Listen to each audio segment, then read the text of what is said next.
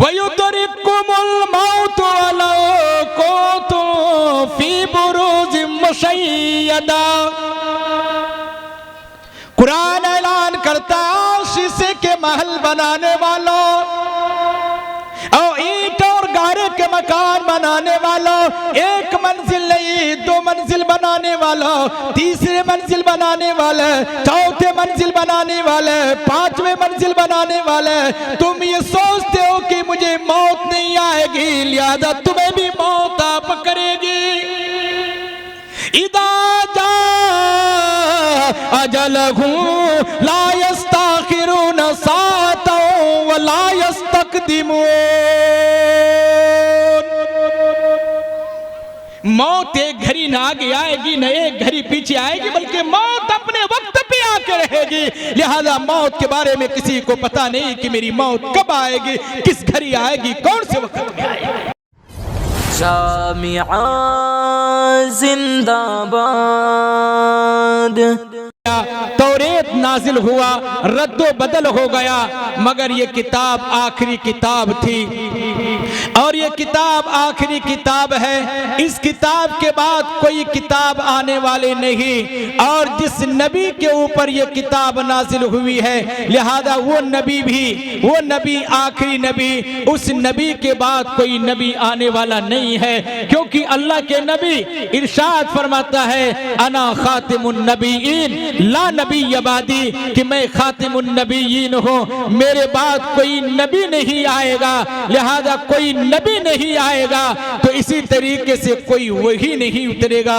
मेरे भाइयों मेरे बुजुर्गों, ये वही आखिरी वही, ये किताब आखिरी किताब और ये कलाम आखिरी कलाम, ये पैगाम आखिरी पैगाम है और कयामत तक के लिए लिहाजा ये आखिरी किताब रहेगी और कयामत तक के लिए ये आखिरी कुरान करीम रहेगा।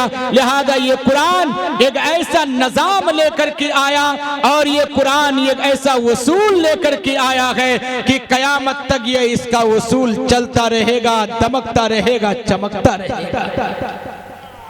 क्यों ना हो। परवरदिगार ने इरशाद फरमाया कि मेरा बंदा, ये किताब ऐसी किताब है कि अगर कोई तन्हाइयों में रहकर उस किताब को पढ़ेगा तो कभी उसको तन्हाइयां महसूस नहीं हो सकती। ये इतनी मोहतम बिशान किताब है।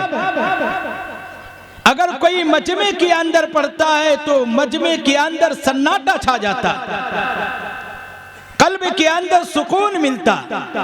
ये किताब ऐसी किताब है। क्यों नहीं ऐसी किताब हो कि जिस किताब के अंदर जर्रा बराबर भी कोई तब्दीली नहीं, कोई जबर की तब्दीली नहीं, कोई हर्फ की तब्दीली नहीं, कोई चीज की तब्दीली नहीं। अल्लाह कुरान करीम के अंदर फरमाता है अलिफ लाम मीम ज़ालिकल किताबु ला रैब फीह।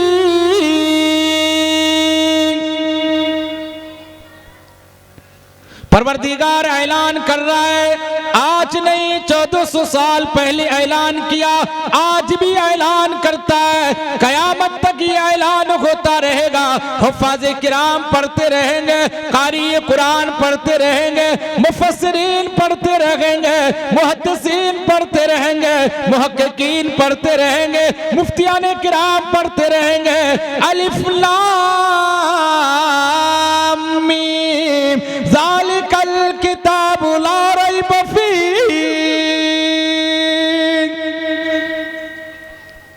परवरदिगार फरमाता है कि मेरा बंदा, मैं ऐसी किताब नाजिल कर रहा हूं, इस किताब के अंदर जर्रा बराबर शक व शुबे की गुंजाइश नहीं, एक नुक्ते की भी तारीफ नहीं, एक हर्फ की भी तारीफ नहीं, एक जबर की भी तारीफ नहीं, याद एक हरकत की भी तारीफ नहीं कर सकता, चाहे वो बड़े से बड़े अकल इल्ममंद क्यों न हो, बड़े से बड़े बादशाह क्यों न हो, बड़े से बड़े मुहक्किकीन क्यों न हो, बड़े से बड़े मुफस्सिरीन क्यों न हो, बड़े से बड़े साइंसदान क्यों न हो, और बड़े से बड़े ओहदेदार क्यों न हो, लिहाजा इस कुरान मुकद्दस के अंदर एक हर्फ की तारीफ नहीं हो सकती। ज़ालिकल किताब ला रैब फीह, इस किताब के अंदर एक जर्रा बराबर शक की गुंजाइश नहीं है। लिहाजा हर्फ के अंदर शक नहीं, ज़बर के अंदर शक नहीं, नुक्ते के अंदर शक नहीं, आयात के अंदर शक नहीं, उसूल के अंदर शक नहीं, ज़वाबित के अंदर कोई शक नहीं। क्यों? इसलिए कि इनका ज़ाब्ता बड़ी मजबूत है, इनका उसूल बहुत मजबूत है, इसका कानून बहुत मजबूत है। अगर सारी की सारी दुनिया मिलाकर कोई अगर कानून बनाना चाहता है, अगर कोई उसूल बनाना चाहता है, अगर कोई ज़ाब्ता बनाना चाहता है, लिहाजा अगर ये कुरान करीम के अलावा कोई उसूल बनेगा, उसके उसूल दरहम बरहम हो जाएगा, लिहाजा उसके ज़ाब्ते टूट जाएगा और उसके उसूल टूट जाएगा, मगर कुरान मुकद्दस का उसूल नहीं टूट सकता। ज़ालिकल किताब ला रैब फीह हुदल लिल मुत्तकीन। परवरदिगार फरमाता है, और मेरा बंदा अगर कोई आदमी इस किताब को मोहब्बत की निगाह से देखेगा, लिहाजा उसके ऊपर और उसके नाम के साथ रज़ी अल्लाहु अन्हु व रज़ु अन्हु लिखा जाएगा। इस किताब को मोहब्बत की निगाह से देखेगा, लिहाजा रहमतुल्लाह अलैह लिखा जाएगा। इस किताब के मोहब्बत की निगाह से देखेगा और उसको हजरत के नाम से पुकारा जाएगा, और इस किताब को मोहब्बत के साथ पढ़ेगा, उसको आलिम दीन के साथ मासूम किया जाएगा। और अगर कोई आदमी इस किताब को मोहब्बत के साथ पढ़ेगा, उसको मुफ्तियाने किराम से मासूम किया जाएगा। इस किताब के अंदर काफी मोहब्बतें को पेश करेगा, लिहाजा उसको मुफस्सिरीन से नाम पेश किया जाएगा, और मुफस्सिरीन कहा जाएगा जो आदमी इस किताब के अंदर शक करेगा, और अगर कोई आदमी इस किताब के अंदर जर्रा बराबर कोई किलो काल करेगा, अबू जहल की मौत मर सकता है। लिहाजा उसको अबू जहल कहेगा, अबू लहब कहेगा, ये सारी चीजें करेगा मेरे भाइयों मेरे बुजुर्गों। लिहाजा वो दुनिया के अंदर भी जलील होगा और आखिरत के अंदर भी जलील होगा। अल्लाह कुरान करीम के अंदर फरमाता है, हुदल लिल मुत्तकीन, ये हिदायत है मुत्तकियों के लिए। अरे किसके लिए? जो आदमी इस कुरान करीम को अपने सीने से लगाएगा, बड़ी मोहब्बत और प्यार से देखेगा। ओ मेरे भाइयों मेरे बुजुर्गों, ये किताब तो ऐसी किताब है, ये किताब तो ऐसी किताब है, दुनिया की कोई ऐसी किताब नहीं कि जिसके देखने में सवाब हो, दुनिया की कोई ऐसी किताब नहीं जिसके पढ़ने में सवाब हो, दुनिया की कोई ऐसी किताब नहीं जिसके छूने में सवाब हो, दुनिया की कोई ऐसी किताब नहीं कि जिसके पढ़ने वाले के बगल में बैठने वाले को सवाब हो, दुनिया की कोई ऐसी किताब नहीं कि जिसके पढ़ने वाले के मोहब्बत करने वाले को सवाब हो, मगर कुरान ऐलान करता है, अल्लाह के नबी का फरमान है कि ओ लोगों, जो आदमी कुरान पढ़ता है, लिहाजा उसके बगल में कोई आदमी बैठ करके सुनता है, लिहाजा जितना पढ़ने वाले को सवाब मिलता उतना सुनने वाले को सवाब मिलता है। ये कुरान ऐसी किताब है, ये किताब ऐसी किताब है कि जिसके छूने में भी सवाब, जिसके पढ़ने में भी सवाब। अल्लाह के नबी सल्लल्लाहु अलैहि वसल्लम ने इरशाद फरमाया कि लोगों, जो आदमी कुरान मुकद्दस को मोहब्बत की निगाह से देखता है, भले अंदाज में देखता है, लिहाजा जितना सवाब पढ़ने वाले को मिलता है उतना ही सवाब देखने वाले को मिलता है। एक आदमी जलसे में आया, बूढ़ा आदमी था, ज़ईफ था, तकरीर सुन रहा था। हम जैसे ही कोई मौलवी मुफ्ती तकरीर कर रहे होंगे, बेचारा पढ़ने के लिए कुरान तो उसको नहीं आ रहा था, मगर कुरान के फजाइल सुना। पढ़ा लिखा नहीं था, अनपढ़ था, मगर बहुत ही ज्यादा ज़ईफ थे, बहुत ज्यादा बूढ़े हो चुके थे। कहा कि कुरान देखने में सवाब है, पढ़ने में सवाब है, ये आदमी तकरीर सुन करके गया, पढ़ना नहीं जानता था। घर गया, गुस्ल किया सवेरे सवेरे, और फजर की नमाज पढ़ने के बाद वो कुरान सामने रख लिया रेहल में। अब वो कह रहा है कि अल्लाह ये भी तेरा कलाम है, ये भी तेरा कलाम है, ये भी तेरा कलाम है। हाथ फेर रहा है, उंगली चला रहा है और ये कह रहा है कि अल्लाह तेरा भी ये कलाम है, तेरा भी ये कलाम है, ये हक है, ये हक है। रोज सवेरे उठता, कुरान करीम को खोलता और ये अंगुली फेरता रहता, अंगुली चलाता रहता कि अल्लाह तेरा ये कलाम है मगर पढ़ना मैं नहीं जानता, ये अल्लाह तेरा ये कलाम है मैं पढ़ना नहीं जानता, मगर ये भी हक, ये भी हक। मौत आ गई, एक वक्त आया मौत आ गई, क्योंकि मौत तो सबको आना है। पढ़े लिखे को भी मौत आनी है, अनपढ़ को भी मौत आनी है, बादशाह को भी मौत आनी है, यादव फकीर को भी मौत आनी है, बच्चे को भी मौत आनी है, और ये जवान को भी मौत आनी है, औरत को भी मौत आनी है, लड़की को भी मौत आनी है, तमाम के तमाम जानदार को मौत आनी है। कुरान ऐलान करता कुल्लु नफ्सिन ज़ाइक़तुल मौत।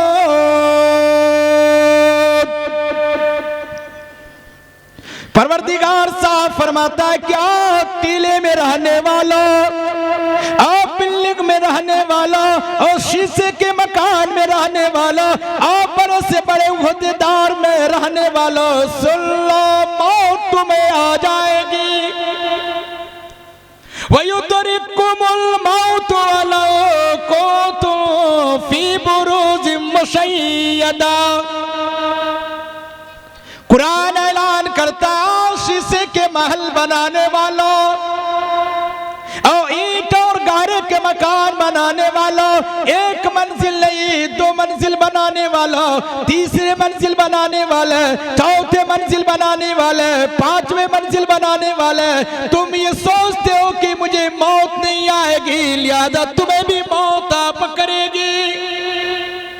इदा जा अजलहु ला यस्ताखिरून साअतन व ला यस्तक़दिमून। मौत एक घड़ी ना आगे आएगी, न एक घड़ी पीछे आएगी, बल्कि मौत अपने वक्त पे आके रहेगी। लिहाजा मौत के बारे में किसी को पता नहीं कि मेरी मौत कब आएगी, किस घड़ी आएगी, कौन से वक्त में आएगी, मगर मौत आएगी, हर हाल में मौत आएगी। तो ये बूढ़े मियाँ की मौत आ गई, इस दुनिया से चला गया। रब्बे कायनात फरमाता है कि ऐ बूढ़े शख्स, ऐ मेरे नेक बंदे, तुम तो बड़े फासिक, बड़े फाजिल, तुम्हारा कोई ऐसा अमल नहीं, मेरे सामने कोई मकबूलियत नहीं, मगर तुमने मेरे कुरान मुकद्दस को हक समझा और सच समझा और मेरे कुरान से मोहब्बत किया। जा जा, मैं तुम्हें इसी के सदके तुफेल में हम तुम्हारे सारे गुनाहों को माफ करते हैं। अल्लाह रब्बुल इज्जत उस बूढ़े आदमी के उसी कुरान मुकद्दस पे हाथ फेरने की वजह से और उसी कुरान मुकद्दस से को हक और सच समझने की बिना पर अल्लाह रब्बुल इज्जत उसके गुनाह को माफ कर दिया। दुनिया की कोई ऐसी किताब नहीं है और लोगों कि तुम उस किताब को तुम अंगुली चलाओ तो अल्लाह तुम्हें माफ कर देगा, बल्कि कुरान करीम ही एक ऐसी किताब है कि उसके देखने और उसके हाथ फेरने की वजह से अल्लाह रब्बुल इज्जत उसके सारे गुनाहों को माफ कर देता। ये किताब ऐसी किताब है, ये किताब ऐसी किताब है कि इसके पढ़ने में जितना सवाब है कि अगर तू अलिफ लाम मीम पढ़ता है, एक रिवायत के मुताबिक 30 नेकियां मिलती है और एक रिवायत के मुताबिक मौलाना साबिर साहब 90 नेकियां मिलती है। कितनी नेकियां मिलती है? 90 नेकियां मिलती है एक रिवायत के मुताबिक, और एक रिवायत के मुताबिक 30 नेकियां मिलती है। अलिफ लाम मीम, अलिफ में 3 हर्फ है, लाम में 3 हर्फ है और मीम में 3 हर्फ है। अगर लिखा जाए तो 3-3 हर्फ उसमें होते हैं, तो 9 हर्फ हुए और 10, एक हर्फ पढ़ने में 10 नेकियां मिलती है। कुरान करीम ही एक ऐसी किताब है और अल्लाह कहता है कि मेरा बंदा, हम तुम्हारे सामने एक ऐसी किताब को नाजिल फरमा दिए हैं कि अगर तू कुरान मुकद्दस को तू पढ़ेगा, लिहाजा एक एक हर्फ पढ़ेगा तो तेरा पढ़ना जाय नहीं होगा। अरे दुनिया की कोई किताब पढ़ोगे और तुम तमाम के तमाम साइंस की किताब पर डालोगे, तमाम के तमाम डॉक्टरी किताब पर डालोगे, तमाम के तमाम तुम अफसरों की किताब पर डालोगे, याद रखो तुम्हारे खाते के अंदर एक नेकी नहीं लिखी जा सकती है। अगर तुम कुरान मुकद्दस को सवेरे उठकर या दिन के कोई भी दिन के उजाले में, रात के अंधेरे में, या छुप करके या ऐलानिया तौर पर या कभी भी किसी वक्त भी अगर तू कुरान मुकद्दस को पढ़ेगा तो एक हर्फ में 10 नेकियां अल्लाह रब्बुल इज्जत किरामन कातिबीन को हुक्म कर दिया है। क्या किरामन कातिबीन, ऐ किरामन कातिबीन, लिहाजा मेरा बंदा सो करके पढ़े, लिहाजा एक हर्फ के बदले में 10 नेकी दे दो, और अगर जाग के पढ़े एक हर्फ के बदले में 10 नेकियां दे दो। और फरमाया कि अगर ये मेरा बंदा ये वजू बनाकर नमाज के अंदर ये कुरान मुकद्दस पढ़े तो एक हर्फ के बदले में तुम 25 नेकियां लिख दो। नेकियां बोलो भाई, 25 नेकियां लिख दो। इसलिए मदनी करीम सल्लल्लाहु ताला अलैहि वसल्लम ने फरमाया कि लोगों, नमाज में क़याम जैसे फर्ज है, तकबीर तहरीमा जैसे फर्ज है, किरात करना भी फर्ज है।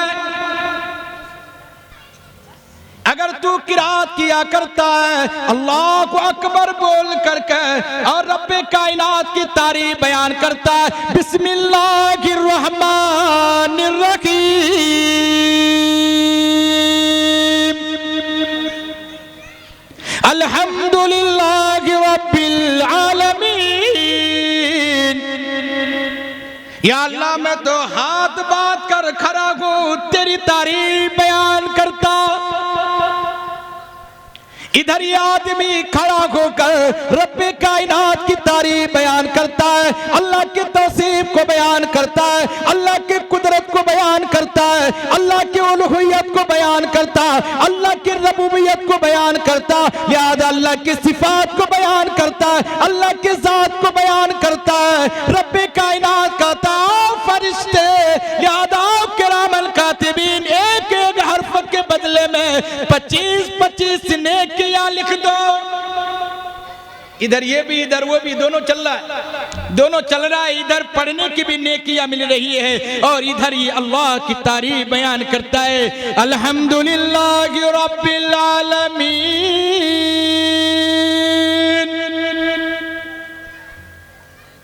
तमाम तारीफ उस परवरदिगार का है जो सारे जहान का पालनहार है।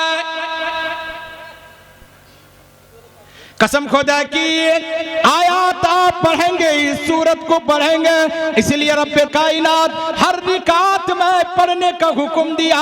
अल्लाह के नबी ने फरमाया कि सूरह फातिहा तुम फर्ज नमाज में भी पढ़ो, सुन्नत नमाज में भी पढ़ो, नफल नमाज में भी पढ़ो, अव्वाबीन नमाज में भी पढ़ो, चास्त की भी नमाज में पढ़ो, लिहाजा तुम तहज्जुद की नमाज में पढ़ो, इशराक की नमाज में पढ़ो, चास्त की नमाज में पढ़ो, तमाम के तमाम रिकात में पढ़ो अल्हम्दुलिल्लाहि रब्बिल आलमीन।